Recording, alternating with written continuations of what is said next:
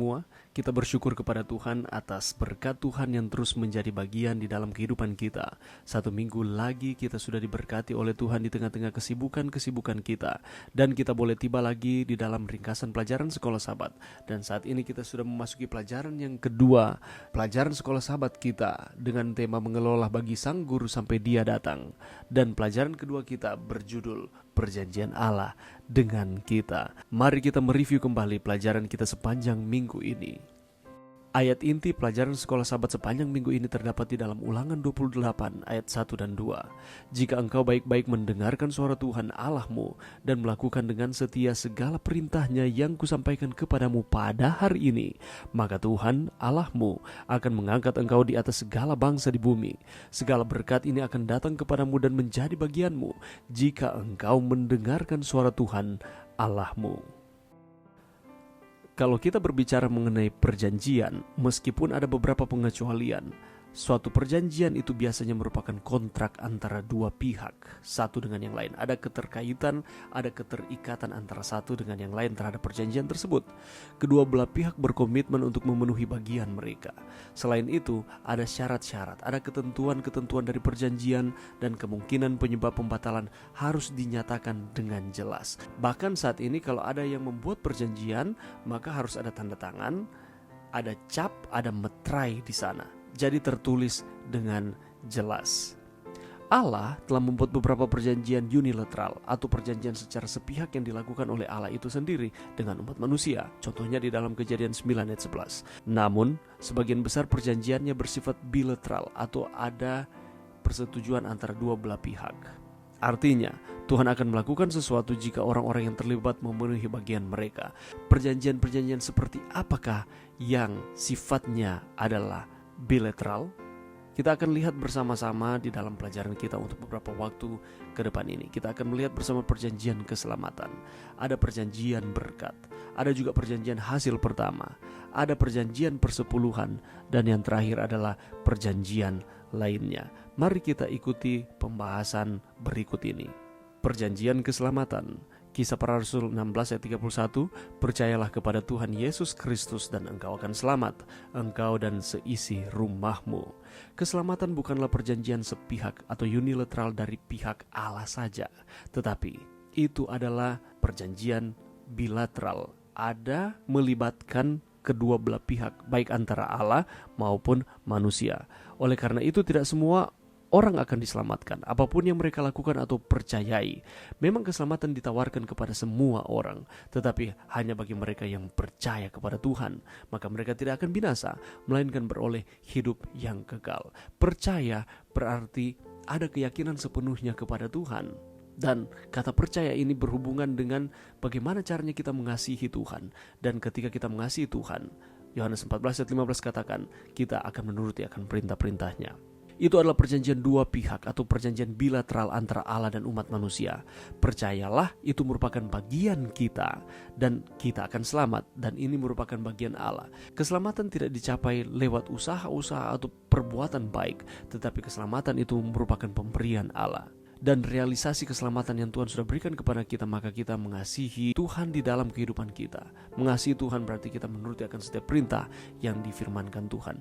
Dan part dari kita atau bagian dari manusia adalah percaya kepada janji Tuhan. Itu adalah perjanjian yang sederhana. Tidak ada ketentuan yang rumit atau sulit. Tujuan utamanya adalah memberi kita hidup yang kekal. Tetapi ini bukanlah perjanjian yang ditandatangani sekali dan kemudian dilupakan.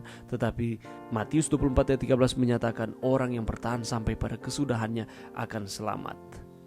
Kita tidak percaya konsep sekali selamat tetap selamat. Tetapi keselamatan memang diberikan oleh Tuhan kepada kita manusia. Dengan iman kita menerimanya. Tetapi bukti nyata bahwa kita sudah diselamatkan, kita mengasihi Tuhan, harus ada perubahan hidup, penurutan kepada Tuhan setiap saat di dalam kehidupan kita. Ketika Paulus akan meninggal, dia yakin bahwa dia telah memelihara iman dan bahwa dia akan menerima mahkota kebenaran bersama semua orang yang merindukan kedatangannya. Pertanyaannya bagi kita adalah, apakah kita mempercayai bahwa Tuhan memberikan keselamatan di dalam kehidupan kita? Sehingga kita menerima keselamatan itu oleh iman saja, bukan berdasarkan perbuatan-perbuatan kita. Kalau kita mempercayai bahwa Tuhan memberikan keselamatan kepada kita, maka dengan senang hati, tidak ada paksaan, kita akan menuruti akan perintah-perintah Tuhan. Bukan untuk mendapatkan keselamatan sekali lagi, tetapi kita berterima kasih kepada Tuhan atas keselamatan yang kita terima melalui iman. Perjanjian berkat. Ulangan 28 ayat 2. Segala berkat ini akan datang kepadamu dan menjadi bagianmu jika engkau mendengarkan suara Tuhan Allahmu. Kitab Ulangan adalah versi cetak dari pesan-pesan perpisahan Musa kepada generasi kedua bangsa Israel setelah 40 tahun mengembara di padang gurun. Dan pesan-pesan ini diberikan di dataran Moab di sebelah timur Yeriko. Dan kitab Ulangan ini dengan tepat disebut kitab peringatan. Musa kembali mengingatkan bangsa Israel generasi yang kedua untuk mendengarkan suara Tuhan, sehingga Tuhan akan memberikan berkat yang melimpah di dalam kehidupan mereka. Mereka akan masuk ke dalam tanah perjanjian, tanah Kanaan yang sudah dijanjikan sebelumnya. Perjanjian yang Allah buat dengan Israel dan dengan kita saat ini mencakup banyak berkat. Yang pertama, diberkatilah kota tempat engkau tinggal, diberkatilah anak-anakmu, diberkatilah penghasilanmu, diberkatilah alat pekerjaanmu, diberkatilah rumah tanggamu dan tempat yang engkau kunjungi. Engkau akan diberkati di antara musuhmu dan diberkatilah pekerjaanmu. Maukah kita untuk menerima berkat di dalam kehidupan kita? Ada beberapa syarat untuk menerima berkat-berkat ini. Kita harus mendengarkan Tuhan dan menuruti akan perintah-perintahnya. Sekali lagi, menuruti perintah Tuhan bukan usaha kita mencapai keselamatan, tetapi menuruti perintah Tuhan oleh karena kita mengasihi Tuhan. Kita mendengarkan apa yang diinstruksikan oleh Tuhan di dalam kehidupan kita. Kita hidup menurut kehendak Tuhan. Apakah kehendak Tuhan di dalam kehidupan kita? Bagaimanakah caranya supaya kita dapat mengetahui akan kehendak Tuhan tersebut? Mari kita mempelajari akan firman Tuhan di dalam kehidupan kita. Dan jadikan dia sebagai satu-satunya Tuhan dalam hidupmu. Dan iman berperan penting untuk menjadikan dia sebagai satu-satunya Tuhan di dalam kehidupan kita. Apakah kita percaya kepada janji berkat ini? Selanjutnya adalah perjanjian hasil pertama. Amsal 3 ayat 9. Muliakanlah Tuhan dengan hartamu dan dengan hasil pertama dari segala penghasilanmu. Apakah maksud ayat ini? Perjanjian hasil pertama berlangsung sebagai berikut. Bagian kita adalah berikan Allah yang pertama dan yang terbaik, dan bagian Allah adalah memberkati yang sisa. Allah meminta kita untuk menjadikan Dia pertama dalam pengaturan segala kepemilikan kita, dan sebagai pertunjukan iman kita kepadanya yang menyediakan segala sesuatu untuk saudara dan saya. Bahkan lebih dari itu, Dia mengatakan bahwa jika kita menjadikan Dia yang pertama, maka Dia akan memberkati apa yang sisanya. Bagi kita yang melakukan ini, menjadikan Allah yang pertama adalah tindakan iman, sebuah tindakan percaya, sebuah manifestasi percaya kepada Tuhan dengan sepenuh hati, dan tentu saja tidak bersandar pada pengertian kita sendiri. Perjanjian ini mencakup hasil kerja kita, kasih sayang kita, waktu kita, dan lain sebagainya.